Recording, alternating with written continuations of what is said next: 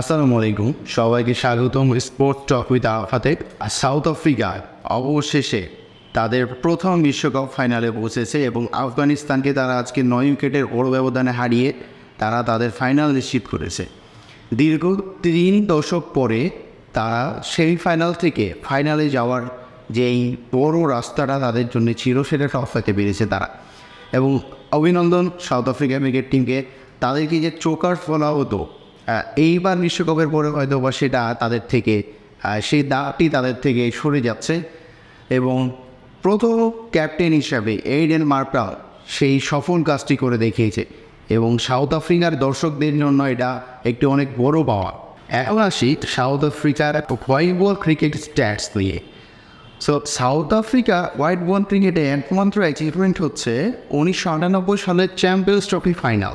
1998 সালের ICC champions ট্রফির যেটা হয়েছিল আমাদের বাংলাদেশের মিরপুরে, এবং সেই ফাইনালে তারা ওয়েস্ট ইন্ডিজকে 4 উইকেটে হারিয়েছিল এবং সেইটাই হচ্ছে তাদের একমাত্র হোয়াইট বল ক্রিকেটের ফাইনাল এবং ফাইনাল জয়ে চ্যাম্পিয়ন হয়েছিল তারা সেইখানে। সাউথ আফ্রিকা তাদের প্রথম সেমিফাইনাল হারে ইংল্যান্ডের কাছে 1992 সালে অস্ট্রেলিয়া ওয়ার্ল্ড কাপে। ইংল্যান্ডের দেওয়া 252 রানের টার্গেটে তারা বৃষ্টি আইনে হারে 19 রানে, যে ম্যাচটি নিয়ে অনেক রকম বিতর্ক আছে। এরপর আসে সাউথ আফ্রিকার হোয়াইট বল ক্রিকেট হিস্ট্রিতে আরেকটি বিতর্ক ঘটনা, 1999 ওয়ার্ল্ড কাপের সেমিফাইনাল। অস্ট্রেলিয়ার সাথে তারা 213 রানের টাই করে ম্যাচটি। অস্ট্রেলিয়া 214 রানের টার্গেট দিলে সাউথ আফ্রিকা 49 ওভার 4 বলে অল আউট হয়ে যায় 213 রানে এবং অস্ট্রেলিয়া ম্যাচটি জিতে যায়। তারা সুপার 6-এ নেট রানে এগিয়েছিল, তাই তখন সুপার ওভারের হিসাব ছিল না সেই সময়। আরও সেটা ছিল হচ্ছে যে ওয়ার্ল্ড কাপ হিস্ট্রিতে ফার্স্ট টাই, এবং দুর্ভাগ্যজনকভাবে সেই ফার্স্ট টাইয়ের ম্যাচে সাউথ আফ্রিকা অস্ট্রেলিয়ার কাছে হেরে যায় এবং সাউথ আফ্রিকা আরও 3টি বিশ্বকাপ সেমিফাইনাল টানা হারে। সেই 3টি হচ্ছে 2007 ওডিআই ওয়ার্ল্ড কাপ, 2009 টি-20 ওয়ার্ল্ড কাপ এবং 2014 টি-20 ওয়ার্ল্ড কাপ। এরপর আরও একটি হৃদয় বিদারক ওয়ার্ল্ড কাপ সেমিফাইনাল হারে নিউজিল্যান্ডের কাছে, যেই ম্যাচটি আসলে আমার কাছে খুবই খারাপ লেগেছিল সাউথ আফ্রিকা হারাতে, কারণ আমি সেই সময় খুব বড় একটা এবি ডিভিলিয়ার্স ভক্ত ছিলাম। তো আমি চাচ্ছিলাম সাউথ আফ্রিকা ফাইনালে যাবে, আমি এবি ডিভিলিয়ার্সকে তখন খুবই বেশি পছন্দ করতাম। সেইবারও এবি ডিভিলিয়ার্স আক্ষেপ যেটাকে বলি আর কি, ওয়ার্ল্ড কাপের এবি ডিভিলিয়ার্স, হাশিম আমলা, মর্নি মকেল, আরও কিছু লিজেন্ড, আমাদের সময়কার লিজেন্ড এগুলো।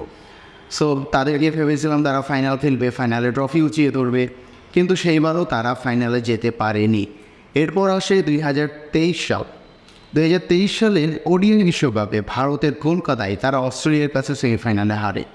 সাউথ আফ্রিকাকে যে আমরা চোকার্স বলি, সেটা শুধুমাত্র তারা সেমিফাইনাল টপকাতে পারে না তাই, এবং বড় বড় গ্লোবাল ইভেন্টে তারা হচ্ছে যে সেমিফাইনাল পর্যন্তই তাদের দৌড় টিকে থাকে। এইবার সাউথ আফ্রিকার তুলনামূলক সেমিফাইনাল পজিশন সহজ ছিল, যার জন্যে আমার মনে হয় সাউথ আফ্রিকার ফাইনালে যাওয়াটাও সহজ হয়ে গেছে। এখানে যদি অস্ট্রেলিয়া আসতো তাহলে আরও একটু কঠিন হতো সাউথ আফ্রিকার জন্য ফাইনালে যাওয়া। এবং আরও একটি দিক, আমি মার্ক্রামকে অনেক বড় একটা ক্রেডিট দিতে চাই, কারণ এর আগের সাউথ আফ্রিকার স্কোয়াডগুলোতে দেখা যেত অনেক বড় বড় কিছু নাম থাকতো। এইবারের টিমটা কিন্তু তুলনামূলক অনেক ইয়াংস্টারে ভর্তি এবং তরুণ একটা টিম নিয়ে মার্ক্রাম যেভাবে আনবিডেন থেকে তারা যেভাবে হচ্ছে তাদের সেমিফাইনাল থেকে ফাইনালের পথ সহজ করে নিয়েছে, তাকে মার্ক্রাম ভাবে সাউথ আফ্রিকার রিমার্কেবল একটা ক্যাপ্টেন হিসেবে থেকে যাবে। এবং আমার মনে হচ্ছে যে সাউথ আফ্রিকা এবার চ্যাম্পিয়নশিপটা রিজার্ভ করে আর কি, এবং সাউথ আফ্রিকার ঘরে ট্রফি যাওয়াটা সবাই চাচ্ছে যে নতুন একটা চ্যাম্পিয়ন দেখতে। আসলে সবার নতুন কিছু দেখতে ভালো লাগে। ক্রিকেটেও অনেক দিন থেকেই যাচ্ছে সবাই যে নতুন, যেমন নিউজিল্যান্ড গত যেসব ফাইনালগুলো বেড়েছে সেই সব জায়গা থেকে কিন্তু অনেক বেশি সাপোর্টার নিউজিল্যান্ডকে সাপোর্ট করেছে ওয়ার্ল্ড ওয়াইড। এইরকম সাউথ আফ্রিকারও এরকম অনেক সাপোর্টার থাকবে এবার।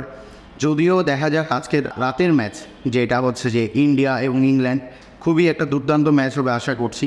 সেই ম্যাচের পরে ডিপেন্ড করবে যে সাউথ আফ্রিকা, আর দুইটা টিমই কিন্তু সাউথ আফ্রিকার জন্যে খুব একটা সহজ হবে সেটা বলবো না। তবে আমার মনে হয় যে ইন্ডিয়া সাউথ আফ্রিকার সামনে যদি ফাইনালে যায় তাহলে সাউথ আফ্রিকার জন্য একটু হলেও সহজ হতে পারে। এখন দেখা যাক কী হয়। আপনাদের কি মনে হয় কোন টিম ফাইনালে যাবে সাউথ আফ্রিকাকে কম্পিট করবে এবং কোন টিম সাউথ আফ্রিকার জন্য একটু ইজিয়ার অপোজিশন হবে তাদের প্রথম বিশ্বকাপ ট্রফি ঘরে নেওয়ার জন্যে? সো আপনারা কমেন্ট করে জানান আমাকে। সবাইকে ধন্যবাদ। সেমিফাইনাল টু এর হার গোনা বিশ্লেষণ জানাতে চোখ রাখুন স্পোর্টস টক উইথ আরাফাতে।